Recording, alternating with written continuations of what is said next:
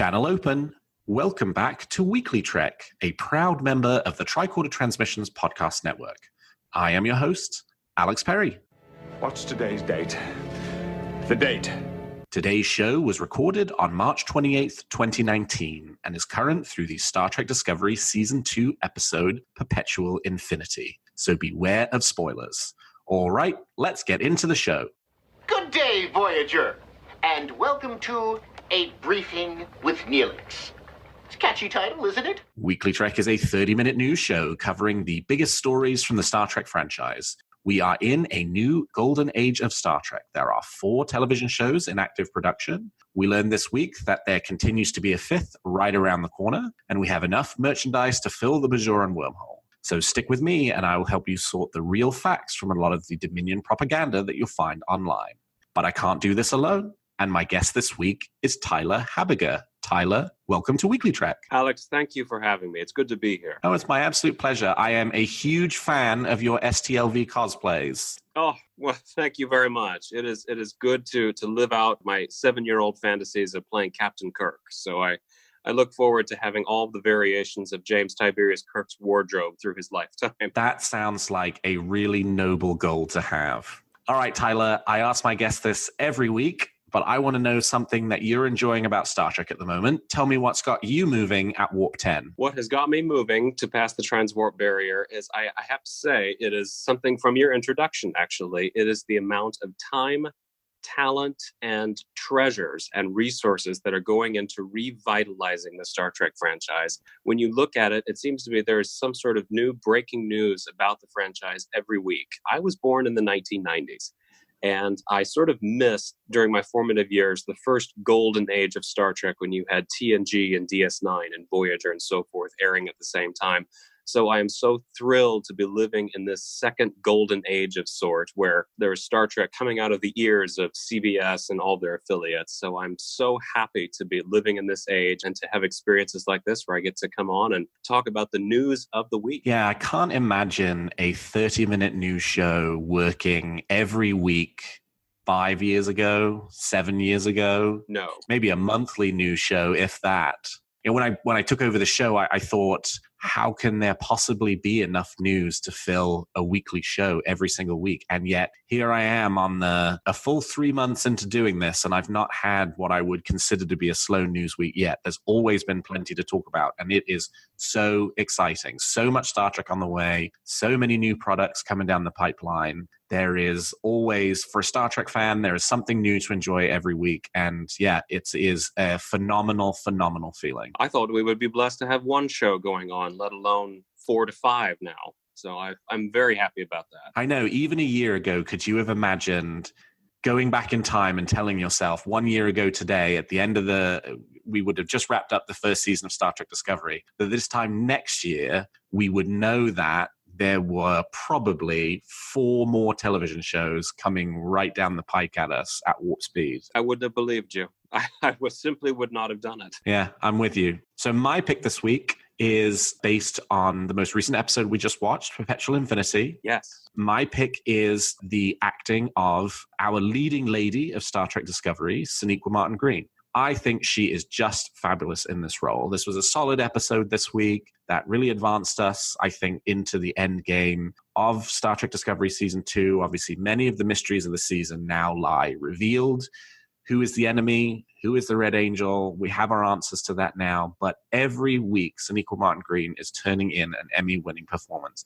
I mean, just this week, those scenes in sickbay after she wakes up and realizes that it actually was her mother who was the Red Angel. The emotions that go through her face, you feel every inch of that relationship over the course of the episode towards the end. And it is just so, so phenomenal to watch. And we truly are blessed to have Sonequa as the leading lady of Star Trek at the moment. Are you an SMG fan, Tyler? Very much so. I had the fortune of meeting Sonequa when she came to my hometown, Kansas City, for Planet Comic-Con a couple of years ago, and she is everything that you think she is and more.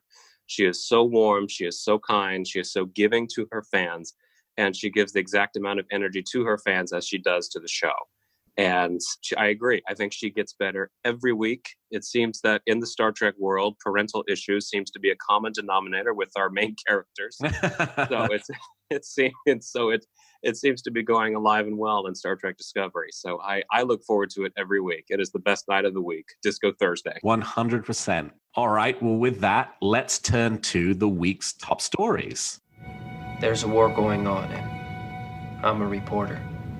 So most of our news this week comes out of Paley Fest, which was an event that took place last weekend in Los Angeles, in which the cast and crew of Star Trek Discovery gathered together to talk about the show. And most of the news we have this week comes right off of the red carpet, in which Alex Kurtzman and a number of the stars of Star Trek Discovery were interviewed by various outlets. And our first story this week is about the end of Discovery Season 2. The cast seemed to have been very clear. There is a game changer coming at the end of this season. We are being told to buckle in and strap up for something that will fundamentally change Star Trek Discovery. So let me just give you a couple of quotes from the interview. Alex Kurtzman: "We are entirely aware of everyone's questions and criticisms. I've read everything, and I see where everyone's like, well, the spore drive never existed, and what, Discovery was never around, and all of those things, we're totally aware. You will get an answer."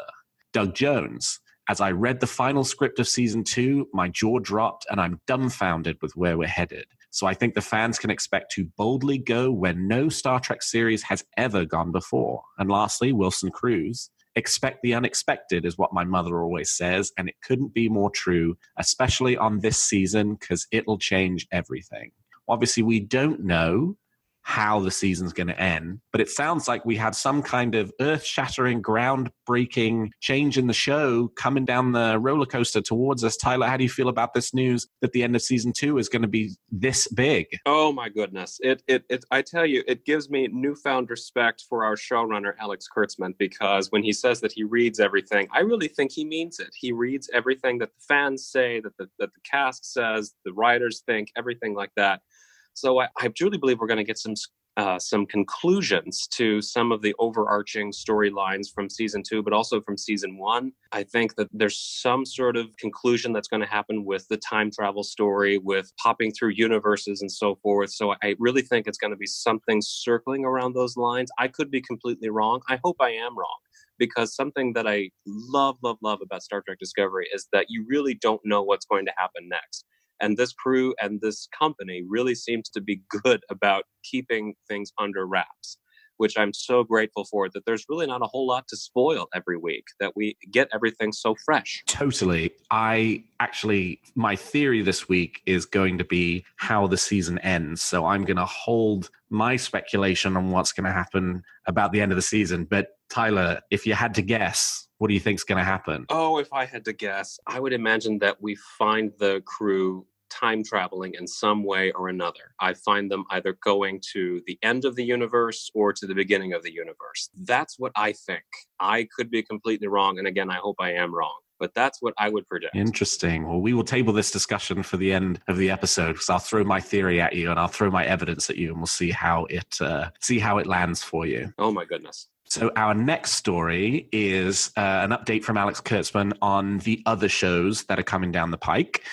We have the Section 31 show, which, according to Alex Kurtzman, the showrunners Bo-Yeon Kim and Erica Lippold are continuing to break the story. The Section 31 show does not have, at this time, a formal series order from CBS All Access, but Alex did seem to indicate that it was kind of a formality at this point that it would get one, but they just weren't far enough along in the process for it to have been formally greenlit. I think the other takeaway I had from this interview was that I think we do need to be patient with these other shows. So we know coming at the end of this year will be Season 1 of the as yet untitled Picard show. We know that in 2020 we will also have Season 3 for Star Trek Discovery, but it seems like some of these other shows, like the Section 31 show, like the Lower Decks animated series, we may not see those until potentially more like the 2021-2022 timeframe, which would put them potentially as many as 2 years away from today. The other thing that was interesting interesting about this interview. Seems like the Nickelodeon show, the second animated TV show that we've talked about in recent weeks, is very, very close to being a done deal. Alex talks about it as though it's happening, but then is quick to mention that it is not kind of formally announced yet, but that definitely seems to be like it is moving ahead. He said he's very excited with the concept that the showrunners have come up for, and also that he does not have any comment at this time on what's going on with the Starfleet Academy show that was rumored in the trade publications when Kurtzman's deal taking over a wider role in the franchise was first revealed. But Tyler, was there anything about this interview that struck you? And how do you feel about potentially a 2-year wait for some of these additional shows? As a fan, I am completely okay with waiting. I hope all of Discovery fans and Star Trek fans in general, I hope they realize this commitment from CBS All Access to have all of these shows going, and CBS in general, to have these shows going, not only on CBS All Access, but on Nickelodeon and other outlets. This is a huge commitment to them. And this is a testament to how much they believe in the power of Star Trek and how much people are going to take to these shows. So I do believe that they are doing the right thing in that we are waiting a little bit, because we want to get used to the show before we get something new to sink our teeth into. So I really think they're being cautious about rolling things out as well as putting things on different networks. The Nickelodeon show especially, I am really excited about, because Star Trek is primarily an older fan base from what I understand and what the demographics are. So I'm so excited to get Star Trek onto the audience for younger children. And I believe that's going to be a wonderful move for them and sort of starting them early, as it were. So I'm very excited about that. You know, in one breath, you might think, you know, it's disappointing that we have 3 more shows that have been announced. It might still be another 2 years before we see them. But there is actually a lot of content coming between now and then. We have 2 short treks that we know will be on after the conclusion of season 2 of Star Trek Discovery. We have the Picard show that's premiering at the end of this year, which is going to be 10 episodes. And we have a 3rd season of Star Trek Discovery that's warming up for a premiere likely not too long after the conclusion of the 1st season of the Picard show. So at 10 episodes for Picard season 1, at 13 episodes for Star Trek Discovery season 3, we're already locked in for another 23 weeks of new Star Trek between now and potentially the end of 2020, which, you know, is pretty good, actually. I mean, that's half a year. That's a full 6 months in which we'll have new Star Trek every week. And I think I'm okay with that, especially if we're sort of building in additional short treks around that. It'd be really nice if they did another round of 4 short treks before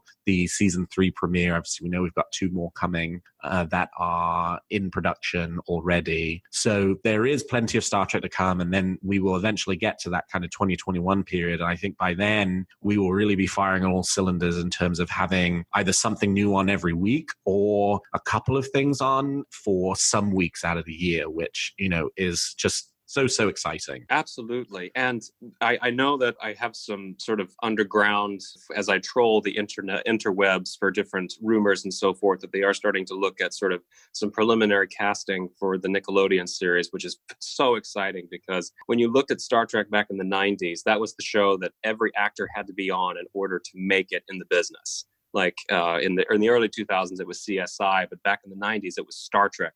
So I feel like we're sort of coming back around full circle again for, again, this golden age of this is the franchise that everybody has to be a part of in order to sort of make their careers in a way. So this is so exciting. And this is just, it generates buzz for multiple different people in multiple different areas. So again, very exciting. So our next story, we're staying with Alex Kurtzman. He had a lot to say at Paley Fest. And while on stage, he was asked about the current status of the Picard show, which we know is now just about 2 weeks away from starting active production and shooting in Santa Clarita, California. And Alex Kurtzman said that the Picard show was gearing up. A couple of quotes that I picked out that I thought were interesting. First, he said, "I had an amazing experience yesterday. I sat at Patrick's kitchen table and heard him read the first episode, and I almost cried. It was quite something. He is at an amazing place in his life. He is so excited." And then a second quote I pulled out, "We all know what Picard means to you and why he, like so many legendary characters in Star Trek, have endured what they have represented in. He in some ways has to go through a gauntlet in order to find that. Things have changed for him and changed him in some ways, and yet he is so deeply and fundamentally Picard."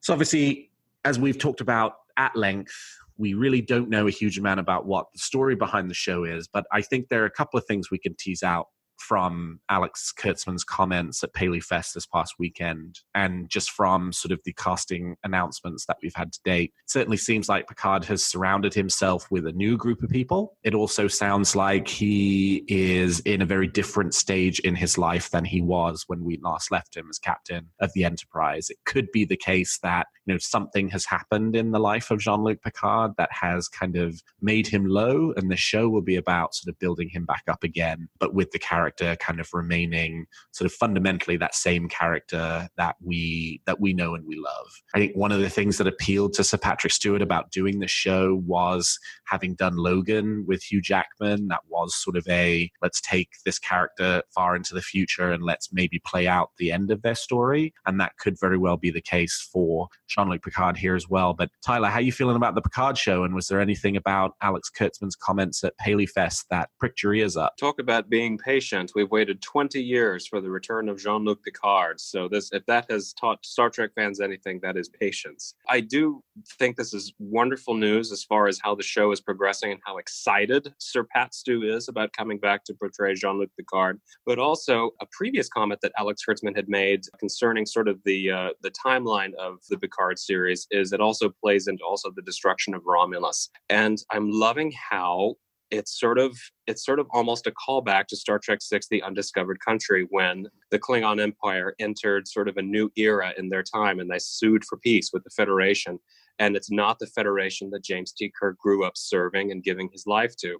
So with sort of this vacuum of power without Romulus, Jean-Luc Picard could be changed in a lot of the same ways. Like, this is not the Federation that he grew up serving. Like, there are new politics involved. There are new socioeconomics with the Federation and everything. So with all these new people showing up around him, he still has his core values, but some of these new people might have something to teach him. So with what Alex is saying, it sounds like you are exactly right. They're going sort of that way of the Logan way of telling stories now. And I'll also venture more like the Blade Runner, for example, where they bring back Harrison Ford to tell more of that story. So I do believe that they're very much on the right track with this. It seems like there's going to be a lot of changes with the Federation that we left in Star Trek Nemesis in 2002. So I do believe that this is going to be a really great story, and I'm thrilled that they start filming on April 15th. That's going to be so wonderful. I really like that comparison between what this Picard show could be and Star Trek VI, The Undiscovered Country. As much as that's a movie that I might have a couple of problems with, which if you want to hear more about, you can find them on Trek Rank's 5 Things You Can't Get Over, episode 47.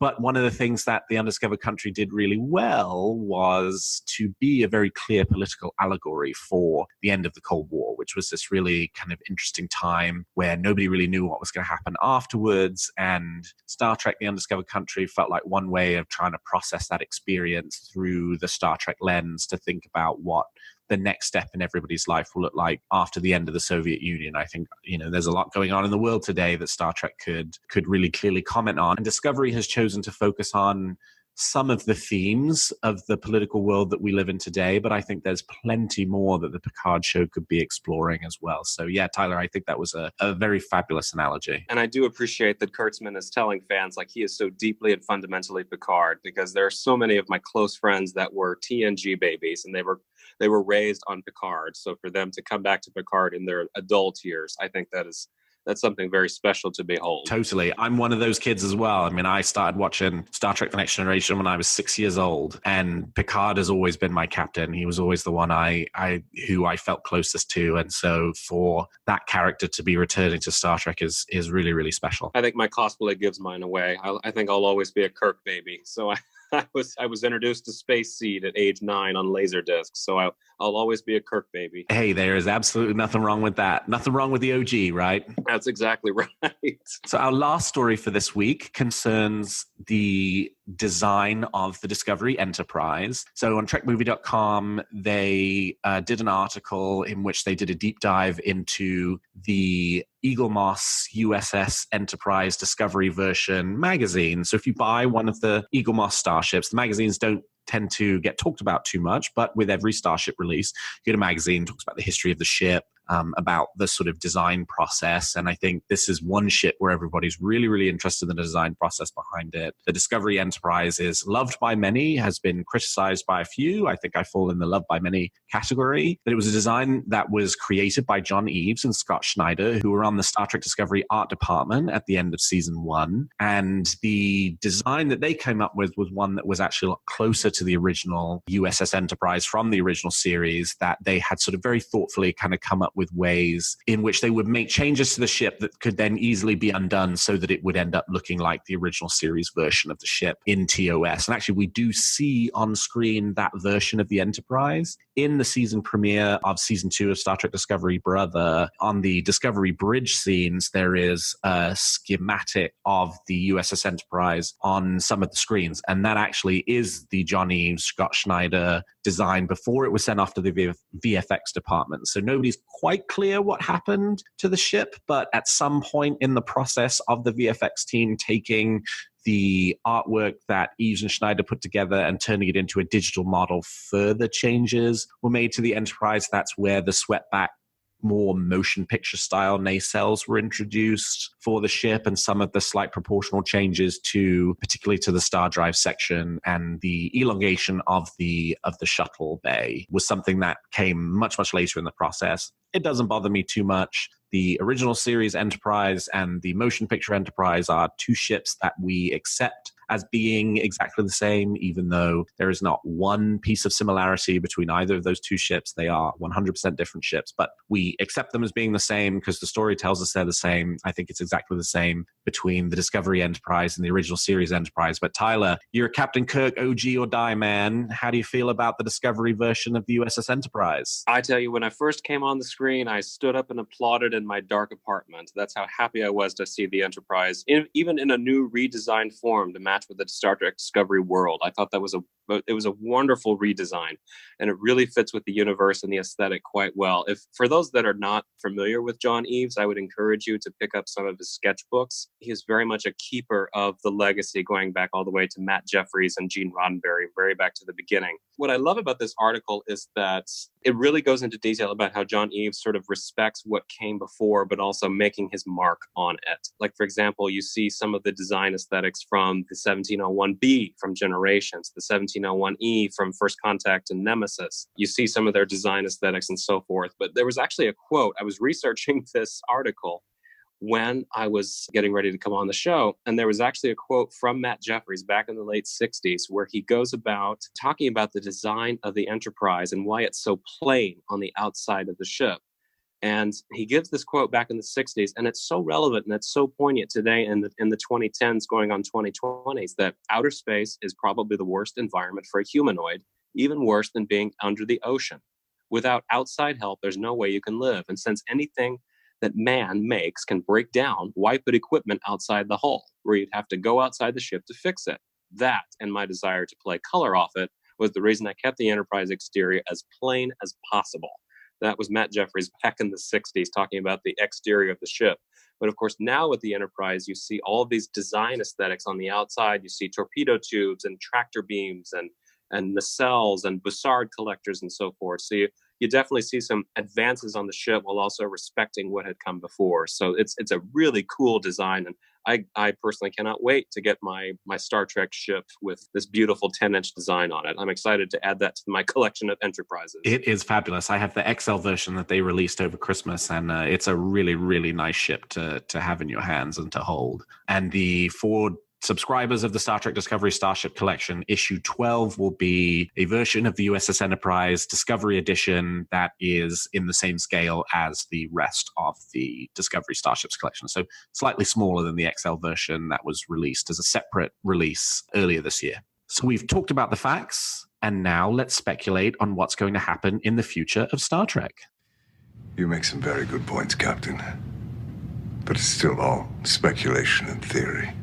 So each week, I and my guests are going to give a theory that we're nurturing about the future of the franchise, or a wish for what we'd like to see. So Tyler, let me hear your theory or wish for this week. My wish for the future of this franchise is that I wish, and I believe this will come true, I wish that we continue to see more powerful females in the commander's chair or the captain's chair as the shows progress. Particularly with Star Trek Discovery, we see so many powerful women. My favorite being Admiral Katrina Cornwell. She is my favorite of all of these wonderful characters that we've been introduced to. She is an age-appropriate woman in the Admiralty, which I love. I think that's a wonderful inclusion that we really haven't seen a whole lot of in the 50-year history of Star Trek. So more Cornwell, more of these powerful women. That is my wish going forward. My theory, I think that whatever happens with the ending of Discovery this season, I have a feeling, my theory is that it's going to tie into some story, some sort of obscure story that we haven't thought much about from either the original series, the Next Generation, possibly tying into the Picard series. I really think we're going to see some more of that sort of Talos 4 storytelling that we saw executed so brilliantly in season 2 of Star Trek Discovery. So that is my wish, and that is my theory for going forward. I love that wish. Star Trek Discovery has really gone further than any Star Trek show before in terms of showing us that women get SHIT done. Project Daedalus, the all-lady away team, Sonequa Martin Green, Mary Wiseman, Admiral Cornwell. The show is Emperor Giorgio. The show is stock full of Chancellor L'Rell, fabulous female characters, Lieutenant Commander Ariam, Detmer, Awushakun, Dr. Pollard. There are number one, so many great characters, and I can't wait for more, and I can't wait for the other new shows in the franchise to adopt the same philosophy. I'm totally on board with that wish. As far as your theory, I think I agree. So here's my theory for the end of Star Trek Discovery Season 2, and it is the most out there theory I've thrown out so far, but I'm going to throw it out there and we'll see how it lands. So I have a theory. I was listening to Matt Myra's podcast, Star Trek The Next Conversation. If you're a Patreon subscriber, they're currently talking about Star Trek Discovery. They're doing the episodes one by one. And I was listening to one of his episodes in which he said that he had heard that at some point the writer's room was considering that at the end of season 1 of Star Trek Discovery, the Discovery would jump into the future and end up after the events of Star Trek Voyager. My theory is that's going to happen. My theory also is that we are going to see a future USS Enterprise. So why do I make such an outlandish claim? There has been an Instagram picture going around for the last few weeks that is a picture of Alex Kurtzman and a set photographer, I think his name is Denny Den, in which the caption is, they're standing in front of a green screen, and the caption is, on the other side of this picture is the bridge of the USS Enterprise, but I can't show it to you. And everybody has assumed that that bridge is the bridge of the original Enterprise, that having seen it in the season premiere Brother and having stepped onto it in the former Spock's quarters, we will see the TOS bridge in Discovery form. But at the Toronto Creatives panel last month, Tamara Deverell, the lead production designer for Star Trek Discovery, said in an interview, I think it was with Trek Movie, that she had not designed a TOS bridge of the USS Enterprise. I think she said something along the lines of, if I had designed the USS Enterprise bridge, I probably would have made it much closer to canon than the Spock's quarters that we saw, which they just couldn't do something closer to canon because of time and money. And my guest that week was Heather Kirby, and we had this conversation about how we both thought we were going to see the Enterprise bridge, but this kind of said that we weren't, and therefore, did this mean that, you know, was Tamara Deverell lying to throw us off the scent? I guess that's certainly possible. But if there's going to be a jump for this ship into the future, which, coming back to the first story we were talking about this week, Alex Kurtzman promising a canon-fixing game changer. Doug Jones saying this show is going where no Star Trek show has gone before. Where else other than beyond the events of Star Trek Voyager would it make sense? And if it's the case that the ship is jumping into the 24th century, who better to greet it than the next iteration of the Starship Enterprise? So we would get ourselves an Enterprise bridge. So Denny Den and Alex Kurtzman are standing on the bridge of the USS Enterprise, pointing their camera away from it, but it would not be the bridge of the original series. It's a totally audacious theory, but it's one that potentially fits a lot of the different breadcrumbs that have been left behind. In terms of canon, I don't think it's a problem that Spock never mentioned Michael Burnham. He never mentioned Cybok until Star Trek V, The Final Frontier. But it certainly seems to be something that a lot of fans have gotten fixated on. And I think it's something that the producers have taken on board. Also around what happens to the spore drive. Well, if the Discovery ends up being a lost ship at the end of the Seven Signals Red Angel events for the Federation, the premier science ship for the Federation that had an experimental drive was lost with all hands and nobody heard from them again, that would provide a pretty compelling reason to put the spore drive on ice. So that's my theory. Am I right? Probably not. That's audacious and ridiculous and extremely bold and probably just too far out there for this show. And it would also leave behind potentially a number of 23rd century characters that we wouldn't see again, like Sarek, like Amanda, potentially like L'Rell. But it fits the available evidence. It would be a game changer. It would potentially, quote unquote, fix canon. Tyler, what do you think? I tell you, it's... I buy it. I really do. I also think it would create a beautiful way for, I think, the best short treks to come into it, Calypso. Whereas you see the Discovery thousands of years into the future, the crew is long gone. It's just sort of out there in this nebula, just sort of hanging around. Where did the crew go? What's happened? I don't know. So I do think that there's going to be a way to come back to that other short treks and sort of tie that into what's going on.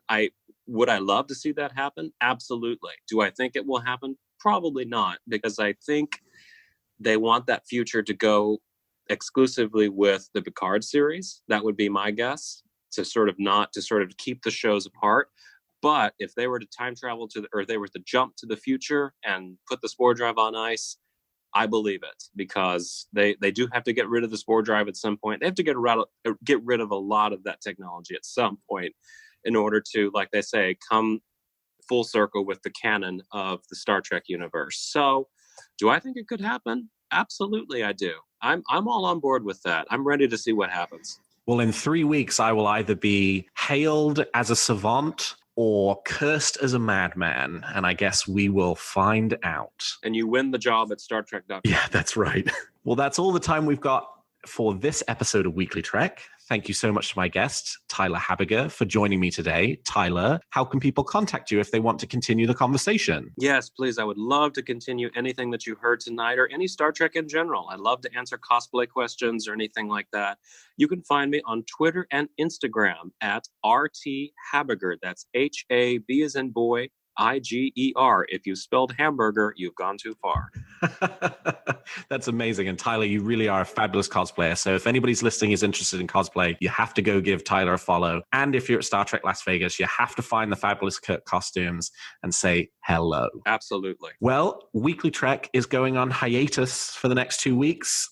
My wife and I are off to New Zealand. She is as big of a Lord of the Rings fan as I am a Star Trek fan. So we're off to tour the filming locations for the Lord of the Rings movies. And as a result, because I will be 17 hours in the future, we will not have an opportunity to record an episode of Weekly Trek for the next 2 weeks. But we will be back with a bumper show talking about all of the news that we will have missed over the next 2 weeks. I'm looking forward to lining up a slate of great guests when we're back in mid-April. And to tide you over, I am running a giveaway. I would love to get some more listeners for Weekly Trek, and the way to do that, as everybody tells me, is by accruing reviews. So I have a copy of the autobiography of Jean-Luc Picard by David Goodman, and I am giving it away to one lucky listener.